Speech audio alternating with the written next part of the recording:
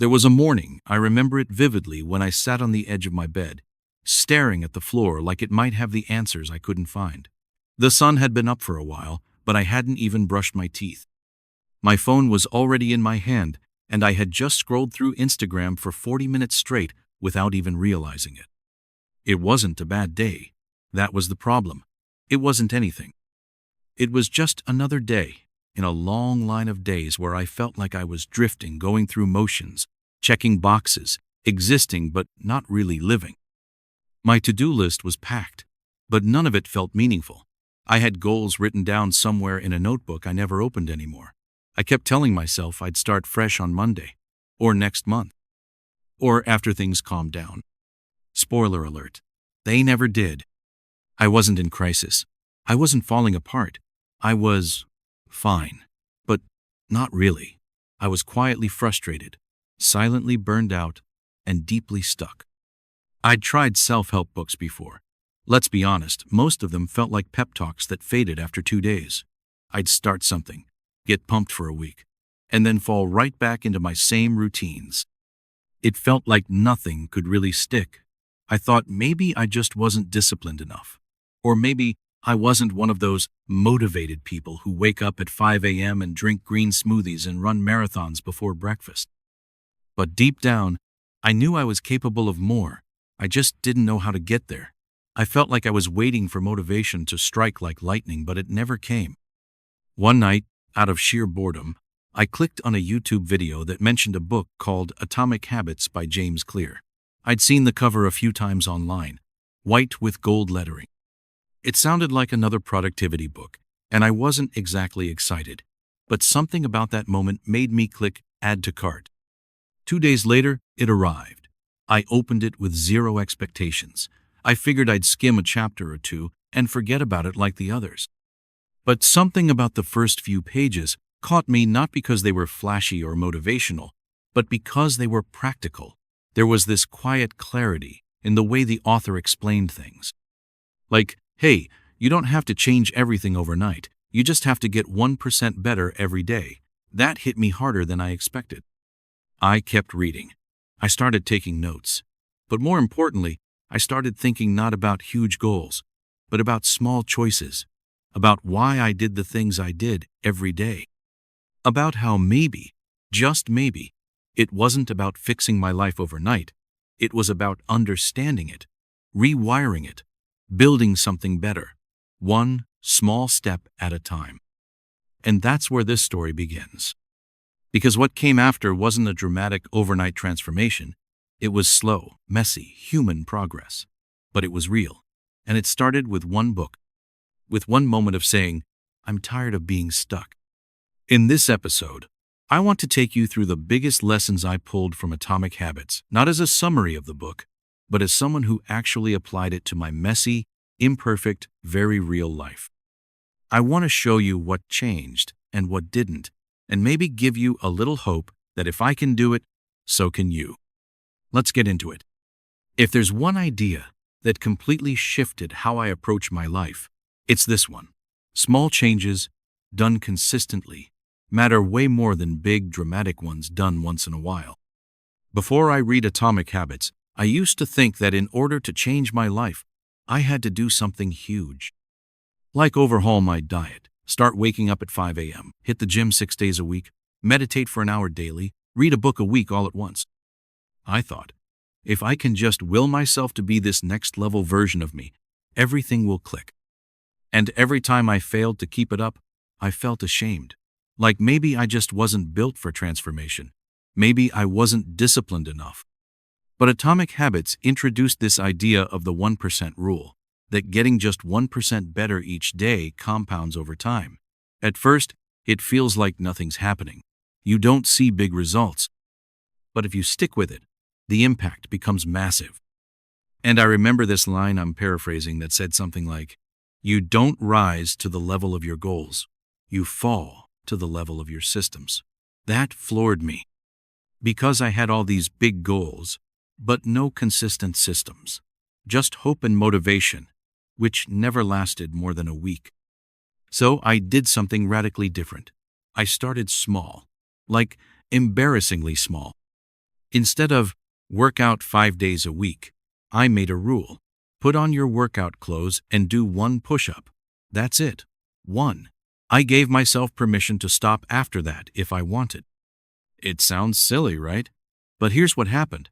I'd do the push-up and I'd think, well, I'm already down here, might as well do a few more. Or I'd start stretching. Or I'd take a walk. But even on days I really didn't feel like doing anything, I still followed through. I still won. And slowly, my brain began to trust me again. That was the biggest shift. I stopped breaking promises to myself. And the ripple effect was real. From there, I applied the same mindset to other areas. I wanted to start journaling again, but I'd always burn out trying to write essays every night. So instead, I wrote one sentence. Some nights it was, I feel tired and disconnected. Other nights it was, I'm proud of how I handled that tough conversation. But I showed up, and it started to matter. At work, I had this huge goal of updating my portfolio, which I'd been procrastinating on for months. Instead of saying, I'll block out 3 hours this weekend, I told myself, today, just pick one photo and rename the file. That's it. Again, tiny. But the momentum built. 2 days later, I uploaded one image. A week later, I had a folder. By the end of the month, it was done. The results, honestly, they snuck up on me. Physically, I started feeling stronger. Not from going hard at the gym, but from just being consistent. I wasn't chasing six-pack abs, I just wanted energy. And I got it. Mentally, I felt calmer. Less pressure to change everything overnight. I started to feel in control of my time, like I was steering the ship again. But the biggest change was trust. I began to trust myself to follow through. And that changed everything. Because when you trust yourself, you stop waiting for motivation. You stop feeling like a fraud. You start acting like the kind of person who shows up even when it's hard, even when it's small. This lesson taught me that change doesn't have to be loud or impressive. It just has to be real. And real change is built in the quiet, ordinary moments, the ones no one else sees when you decide to do the thing anyway. So if you're listening to this and you feel overwhelmed by how far you are from where you want to be, start small. I mean it. One push-up, one sentence, one email, 1 minute of breathing. One glass of water. Just one. Do it today. Do it tomorrow. Let it be messy and imperfect. Just show up. Because small steps, taken consistently, will take you anywhere. For the longest time, I thought I just needed to try harder. If I could just force myself to be more focused, more disciplined, more motivated, then maybe I could finally stick to the things I said I wanted. I'd look at successful people and think, they must have insane willpower. That's what I'm missing. But one of the biggest breakthroughs I got from Atomic Habits was this. The problem isn't you, it's your environment. James Clear talks about how behavior is often shaped not by motivation, but by design. That is, the systems and surroundings we create for ourselves either make good habits easier or harder. And for me, that was a massive light bulb moment. Because when I looked around, I realized my environment was working against me. Every single day. I'll give you a real example. I used to tell myself I'd read more books. But where were my books? Buried in a drawer under my nightstand. What was right in front of me every night before bed? My phone. So guess what I did? Scrolled. Every night. Not because I was lazy or didn't care about reading, but because the phone was there and the book wasn't. It was that simple. So I made a shift. I left my phone to charge in the kitchen. I put the book on my pillow. Just that small change, just putting the book in my way, led me to finish 3 books in 1 month. Not because I had more discipline, but because I removed friction. That word friction became a powerful lens for me. Every time I struggled with a habit, I asked myself, is this hard because I lack motivation? Or is it hard because I've designed it to be hard without realizing it? Take working out. Before, I'd have to dig through a pile of laundry to find my gym clothes.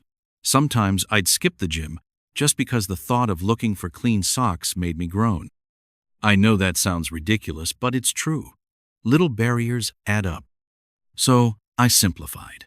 I created a system. I laid out my clothes the night before. My water bottle was already filled. My shoes were by the door. Suddenly, the effort to get started dropped to nearly zero. I applied the same thinking to my eating habits. I kept telling myself to snack healthier, but my fridge was full of soda and leftover takeout, and my pantry was loaded with chips. Meanwhile, the fruit I bought with good intentions sat out of sight until it went bad. I didn't need to try harder. I needed to make the healthy choice the easy one. So I cleared out the junk, chopped up fruit the day I bought it, and put it front and center in my fridge. Guess what? I started eating it because it was there. We talk so much about motivation, but the truth is, motivation fades. And if you're depending on it to keep showing up, you're setting yourself up for failure. What lasts is structure. What works is designing your environment to support your success, not sabotage it. And here's the best part. Once you make these changes, they don't just help you once. They help you every day. It's like putting habit building on autopilot. Another example. I wanted to cut down my screen time, especially in the mornings. So I bought a 10-alarm clock and left my phone in the living room at night. That one tweak saved me an hour every morning. I started using that time to stretch, write, or just drink my coffee in silence, and my days started off calmer, more intentional. Over time, these small design changes started stacking up. My mornings became smoother. My evenings became more restful. I had fewer decision fatigue moments because so many little choices were already handled by my environment. I wasn't trying harder. I was designing smarter. So, if you're listening to this and wondering why you can't stick to the habits you know are good for you, ask yourself this. Have you made it easy to win? Or are you unknowingly making it easy to lose? Because here's the truth. You don't need more willpower. You need a better system. One that makes the right choice the obvious choice. One that nudges you forward instead of pulling you back. Start small. Move your workout shoes where you'll trip over them. Delete that app you always scroll. Put the journal on your pillow. Set the table before you cook. Your environment is your silent teammate or your quiet saboteur. You get to choose. And when you choose wisely, discipline becomes almost unnecessary. This next lesson hit me hard because I'd never thought about habits this way before. Every action you take is a vote for the kind of person you believe you are. When I first read that idea again, not a quote, just the way I understood it from Atomic Habits, I had to sit with it for a while, because it flipped the script on everything I believed about personal growth. See, I used to chase goals with a very outcome-driven mindset. I'd say things like, I want to lose 20 pounds. I want to get a raise. I want to write a book. And then I'd build habits around those goals. But deep down, I still saw myself as someone who was trying to be something I wasn't yet. What Atomic Habits helped me realize is this. If you always act like someone chasing a goal, you'll never truly become that person. But if you instead start casting votes every day for the kind of identity you want to embody, everything changes. Let me explain how this played out in my own life. At the time, I wanted to start writing more. I had this dream of eventually publishing articles, maybe even a book one day. But I wasn't writing. Not really. I had ideas in my head, half-finished drafts in my notes app, and zero consistency. I kept telling myself, you're not really a writer until you've published something. But after reading Atomic Habits, I asked myself a new question. What would a writer do today? That was it. No pressure to be great. Just, what would a writer do? And the answer was simple. A writer would write. So I started small, 10 minutes a day. Some days I wrote absolute junk. Other days I found a little rhythm. But the point wasn't to produce perfect work. The point was to become someone who writes. And every day that I sat down and typed a few sentences, I cast another vote for that identity. Same thing happened when I started working out again. Before, I had all these metrics, calories burned, steps tracked, reps counted. But now, I asked myself, what would someone who respects their body do today? Not, what would someone trying to lose weight do? Not, what would someone training for a marathon do? Just, what would someone who respects their body do? And the answer might be a walk, a good stretch, drinking more water, going to bed earlier. These weren't giant leaps, but each one was a small affirmation. This is who I am becoming. Over time, this mindset removed a lot of the shame I used to feel when I missed a day or didn't perform perfectly. Because when your goal is to be something, not just achieve something, you start to play the long game. You stop seeing failure as proof that you're not good enough and start seeing it as just part of the journey. I started noticing this identity shift in small ways. When someone asked what I did for fun, I'd say, I write, not I want to write, or I try to write. That language change was subtle, but it mattered. When I walked into the gym, I didn't feel like an imposter. I wasn't there to prove anything. I was there because that's what someone who values their health does. That's who I was becoming. And maybe the most surprising part? People around me noticed too. A coworker once said, "You're so consistent these days, like you just do the thing." That blew my mind, because a year before I was the least consistent person I knew. But slowly, quietly, habit by habit, I had become the kind of person who follows through. And here's what I want you to hear if this is resonating with you. You don't need permission to claim a new identity. You don't have to earn it first. You build it with every small action. If you want to be a reader, read one page. If you want to be a healthy person, take one nourishing step. If you want to be more peaceful, take a few deep breaths today. That's it. That's how the shift begins. Every time you show up, even when it's messy or awkward, you're reinforcing the message, this is who I am now. And eventually, that identity starts to feel real. Not because someone gave it to you, but because you chose it. Here's a truth I wish I had learned way earlier in life. We don't break bad habits by trying harder. We break them by making them harder to do. It sounds almost too simple, but when I applied this principle, it completely changed how I approached my everyday routines, especially the ones that were quietly draining me without me even noticing. Let me take you back to one of my worst time wasters, doom scrolling. Every night, I'd lie in bed, phone in hand, thinking I'd just check one thing before falling asleep, and then poof, 45 minutes would vanish. I wasn't even reading anything meaningful. I was just switching between apps out of pure muscle memory. I'd close Instagram and then open it again 10 seconds later, like a reflex. It was mindless. And it left me feeling wired, anxious, and guilty. So, after reading Atomic Habits, I finally faced the truth. The problem wasn't that I lacked self-control. The problem was that my bad habit was too easy, too accessible, too convenient. So I decided to flip the script. I made it hard to scroll. First, I deleted all social media apps from my phone. Not permanently, just enough to create friction. Then I bought an old-school alarm clock and started charging my phone in the kitchen at night. And let me tell you that one small change completely transformed my evenings. The first night was weird. I kept reaching for my phone. It wasn't there. I actually had to sit in silence with my thoughts, read a book, reflect. It felt uncomfortable at first, but also freeing.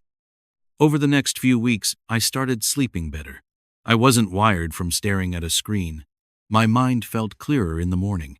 I woke up with more energy. All from one change. I made the bad habit harder. At the same time, I used the exact opposite strategy to build good habits, make them ridiculously easy.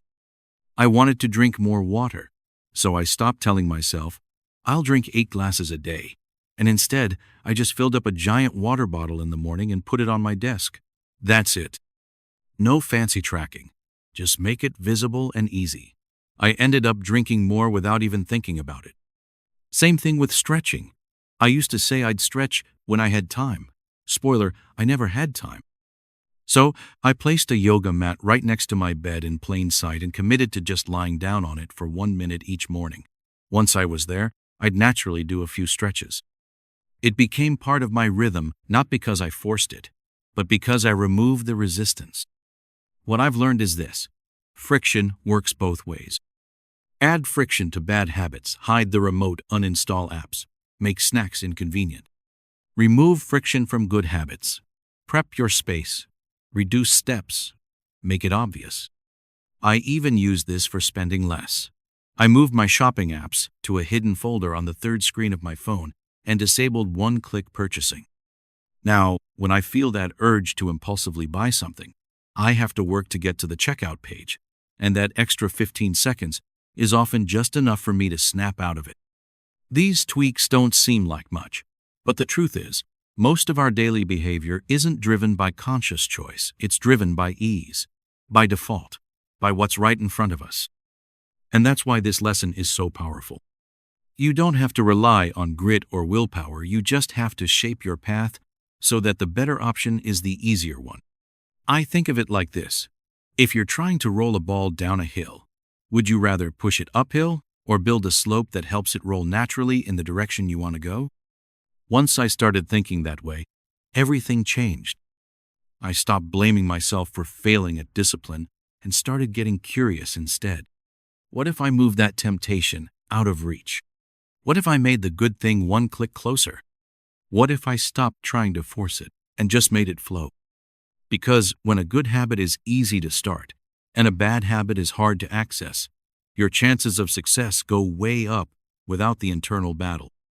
So if you're listening to this and feel like you're fighting the same habits over and over again, take a step back. Don't ask, how do I make myself stop? Ask, how can I make this harder to do? Don't ask, how do I get motivated to start? Ask, how can I make this so easy that I can't not do it? One small design tweak might be the difference between staying stuck and finally making progress. When I look back at who I was before reading Atomic Habits, it honestly feels like I'm thinking about a different person. Not because everything in my life is perfect now, far from it, but because the way I move through life is completely different. Back then, I used to feel like life was happening to me, like I was always trying to catch up to my responsibilities, my dreams, my own sense of purpose. I was constantly in this cycle of planning big changes, getting overwhelmed, giving up, and feeling like I had failed again. But now, I feel like I have traction, like I'm not spinning my wheels anymore. And here's the thing, my days are still filled with all the regular stuff. Work, emails, errands, laundry. I still get tired. I still procrastinate sometimes. I still eat too many chips on a bad day. But the difference is, I don't see those moments as proof that I'm failing. I see them as part of the process. Because now, I'm not chasing perfection. I'm building consistency. I'm becoming the kind of person who always comes back, who shows up again, even after slipping. One of the biggest changes I've noticed is in my mornings. Before, I'd wake up groggy, check my phone, already feeling behind. Now, I wake up, stretch for 5 minutes, drink a glass of water, and sit quietly with a journal. It's not fancy. It's not Instagram-worthy, but it grounds me. It reminds me I'm in charge of how I begin this day. And that one change ripples into everything else. I also feel more confident, not in some big ego way, but in a quiet, inner way, because I've proven to myself that I can follow through, that I can build habits that stick, that I don't have to depend on motivation or wait for the perfect time. I used to look at successful people and think they were wired differently. Now I realize they just built better systems. And I can too. Anyone can. Financially, I started applying these same principles. I set up automatic savings, deleted shopping apps, and made it harder to make impulsive purchases. I'm not rolling in cash, but I'm in control now, and that peace of mind, priceless. Relationally, I've become more present. When I spend time with people I care about, I'm not half listening while scrolling my phone. I show up. I look them in the eye. I listen. That one habit, putting the phone away when I'm with someone, has deepened my friendships more than I expected. And emotionally, I feel lighter, not in a fake positive way, but in a grounded, resilient way. Like I trust myself now. Like I'm not just reacting to life, but intentionally shaping it. Of course, not every habit stuck. Some things didn't work. Some routines fizzled out. But even that doesn't bother me anymore, because I know how to try again. I know how to start small, adjust, and keep going. And that's the power of this whole journey. It's not about becoming perfect. It's about becoming aware of what works, what doesn't, and what truly matters. I never expected a book to change my life. Honestly, I just hoped it would give me a few productivity tips.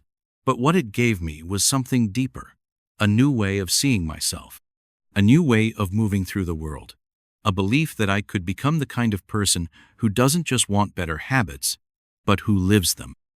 So if you're listening and wondering if real change is possible, it is. And it doesn't have to come from massive, overwhelming action.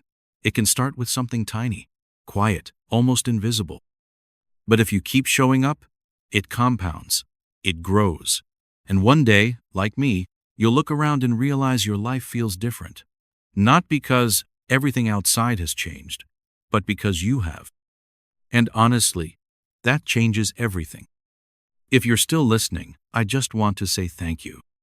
Not just for sticking around through this story, but for showing up for yourself today. I don't know where you are in your journey.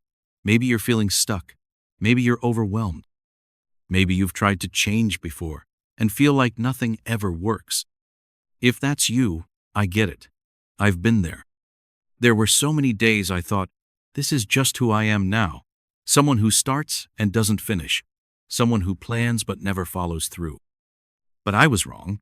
And if you think that about yourself, you're wrong too. Because the truth is, real change isn't about flipping your life upside down overnight. It's not about discipline or willpower or finally finding the perfect planner or system. It's about showing up in small ways, over and over again. If you're feeling stuck right now, here's where I'd tell you to begin.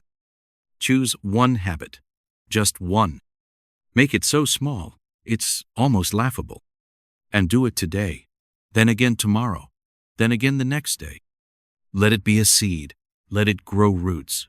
Give yourself permission to start tiny and still be proud of it. Because change isn't about what you achieve, it's about who you're becoming. You have everything you need to start. Not next week, not next year, now. And if Atomic Habits taught me anything, it's that those small wins, they're not just habits, they're votes. Votes for the kind of person you're becoming. Votes for the life you're building. So cast a vote today, even a tiny one. And if this episode resonated with you, I'd really love to hear about it. Share your story in the comments. Or pass this along to someone who's feeling stuck too. And if you want to keep walking this journey with me, hit subscribe. I've got more stories, more lessons, and more real talk coming your way. No hype, no pressure, just honest growth, one step at a time. Thanks for spending this time with me. Now go do that one small thing. Your future self is already cheering you on.